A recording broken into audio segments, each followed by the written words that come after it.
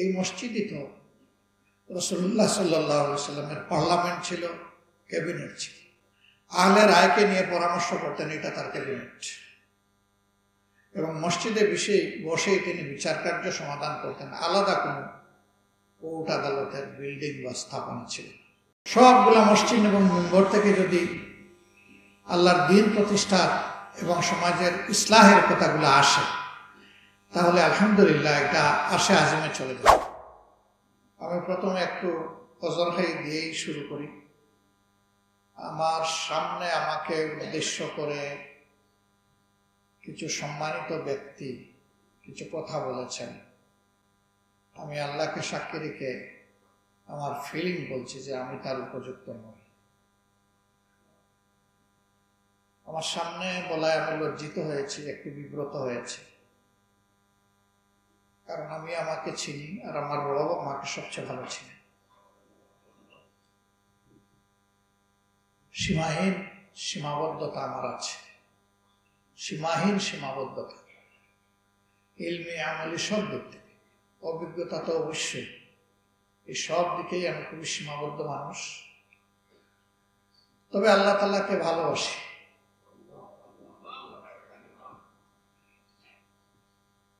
এবং আল্লাহ সাক্ষী আল্লাহকে ভয় করার চেষ্টা করি। এই দুইটার কারণে যদি আল্লাহ তাআলা জাহান্নামের আগুন আমার জন্য হারাম করে দেন, তাহলে গোলামি সময় মাবুদের দরবারে অনেক বেশি শুকরগুজারি হবে আমার কপাল। এই মজলিসের শেষে ইনশাআল্লাহ সবার সভাপতি বক্তব্য রাখবেন। আমার আন্তরিক অনুরোধ, তার বক্তব্যের শেষ শব্দটি না শোনা পর্যন্ত ইনশাআল্লাহ আমরা এখানে ধৈর্যের সাথে বসে, আগ্রহের সাথে বসে শুনব। আপনারা এসেছেন দেশের বিভিন্ন অঞ্চল থেকে, কক্সবাজার থেকে শুরু করে পঞ্চগড়, জাফলং থেকে শুরু করে ওইদিকে সুন্দরবন, সারা দেশ থেকে এখানে এসেছে, একটা প্রত্যাশা নিয়ে এসেছে। আর আমরা একটা প্রত্যাশা নিয়ে আপনাদের সামনে হাজির হয়েছি। আপনাদের প্রত্যাশার ব্যাপার আপনারা ভালো বলতে পারবেন, আমাদেরটা আমরা আপনাদের কাছে তুলে ধরতে চাই। মসজিদে নববীর কথা আমার সম্মানিত ভাই এবং সহকর্মীবৃন্দ বলে গেছে। মসজিদে নববীকে আল্লাহ তাআলা তার বান্দা এবং তার রাসূলের মাধ্যমে সাল্লাল্লাহু আলাইহি ওয়াসাল্লাম সমাজ সংশোধন এবং বিশ্ব পরিচালনার মারকাজে পরিণত করেছিলেন। সংশোধনের ব্যাপারে এখন কিছু বয়ান হয়, কিন্তু পরিচালনার ব্যাপারে এখান থেকে কোনো ভূমিকা রাখার পরিবেশ এখনো তৈরি হয়নি। এই মসজিদই তো রাসূলুল্লাহ সাল্লাল্লাহু আলাইহি ওয়াসাল্লামের পার্লামেন্ট ছিল, ক্যাবিনেট ছিল।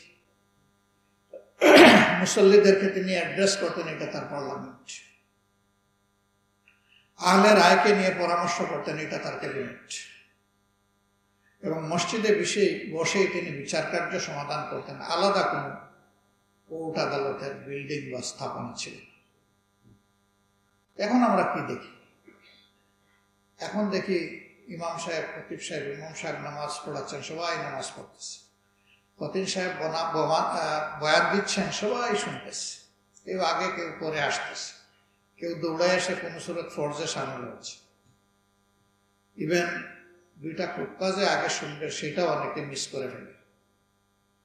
তার মূল কারণ হচ্ছে এই জুমাবারের মধ্যে কি প্রাণ শক্তি রয়েছে এবং আল্লাহর পক্ষ থেকে কি নিয়ামত রয়েছে, আমরা জাতির সামনে এটা পরিষ্কার করতে পারি। যাদের কাছে পরিষ্কার হয়েছে তারা আলহামদুলিল্লাহ তসল্লির সাথে আসেন, বসেন এবং মন ভরে সেখানে থাকেন, ইবাদত গুজারি করেন, তারপরে তারা যায়। আর যাদের কাছে পরিষ্কার হয়নি তারা আসতে পারেন না, আর আসলেও সেই মানসিকতা নিয়ে আসে। তবে এটা ঠিক যে এই দিন আমাদের দেশে মুসলমান হিসেবে যারাই পরিচিত ম্যাক্সিমাম কিন্তু এসে যান মসজিদে। এই সুযোগটা মসজিদকে বাদ দিলে আর কোথাও নেই। তো এইখানে দেশ পরিচালনার কথা হলে মানুষ বলে যে খতিব সাহেব রাজনৈতিক আলোচনা না করলে ভালো। আবার কোনো বিচার সালিশের প্রশ্ন আসলে বলে যে চোরেলে আমরা বাইরে চলে যাই, মসজিদের বারান্দায় গিয়ে বসি অথবা অন্য কোনো জায়গায় বসি। কেন? মসজিদের ভিতরে বসলে এটা আল্লাহর ঘর, ভয়ে কলজা কাঁপে, এখানে উল্টা পাল্টা বললে আল্লাহ ঘাড়ে ধরবেন। বাইরে গেলে মনে করে আল্লাহ বোধহয় ওখানে নাই, নাউজুবিল্লাহ। আল্লাহ তো বলতেছেন ওখানে আমি থাকবো না কেন, আমি তো আলিম বিজাতিস সুদূর, আমি তো তোমাদের অন্তরে বিচরণ করছি, সবগুলা অন্তরে তো আমি আছি, তোমাদের অন্তরের খবর আমি জানি, সেই ইলম আমার আছে। এটা একটা জিহালত, যে সমাজকে মসজিদ থেকে বিচ্ছিন্ন করা হচ্ছে। একদিনে এই অবস্থা পরিস্থিতি তৈরি হয়নি, এর কিছু দায় উলামায়ে কেরামকে নিতেই হবে। যারা ইমামুল হাইয়া ওয়াল মাইয়া, জীবনে বেঁচে থাকা অবস্থায় সবাই আমরা তাদের পিছনে মুক্তাদি, আর আমরা যখন লাশ হয়ে যাই তখন আমাদের লাশটা থাকে ইমাম সাহেবের সামনে, কিন্তু তখনও তিনি ইমাম। জীবনে মরণে যাকে মানলাম তার মাধ্যমে কোরআনের সঠিক সবকটা আমি কেন না পাইলাম, এটা পেতে হবে। হ্যাঁ, কোরআনের হুবহু তাফসির যদি কেউ করেন, এমনকি শুধু বাংলা অর্থটাও যদি কেউ বুঝিয়ে বলেন, আমি মনে করি হেদায়েতের জন্য এটি যথেষ্ট হবে। খুতবায় অনেক মানুষ ঘুমায়। কেন ঘুমায়? সে বুঝে না যে এখানে কি বয়ান দেওয়া হচ্ছে। এই খুতবাকে প্রাণবন্ত করতে হবে। ইমাম সাহেব যদি, খতিব সাহেব যদি আগেই বলেন, যেটা আমরা আগে করি, আসলে খুতবা তো দুইটাই, আমরা করেছি তিনটা। একটা প্রথমে বয়ানের নামে একটা খুতবা ভাষণ, এরপরে নামাজের সাথে সম্পৃক্ত আর দুইটা। তো যদি ওই ভাষণটা যেটা প্রথমে দেন সেখানে যদি বলেন যে আজকের খুতবায় যা বয়ান হবে এখন তাই আলোচনা হবে,